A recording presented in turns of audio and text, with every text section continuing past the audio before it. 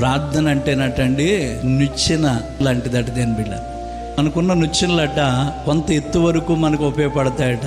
ఒక చిన్న నిచ్చెన అయితే చిన్న ఎత్తులో ఉంటుంది, పెద్ద నిచ్చెన అయితే పెద్ద ఎత్తులో ఉంటుందండి. ప్రార్థన అనే నిచ్చెనట భూమి మించి పరలోకం దాకా ఉంటుందట దేవుని బిడ్డ, అంత పెద్దదట.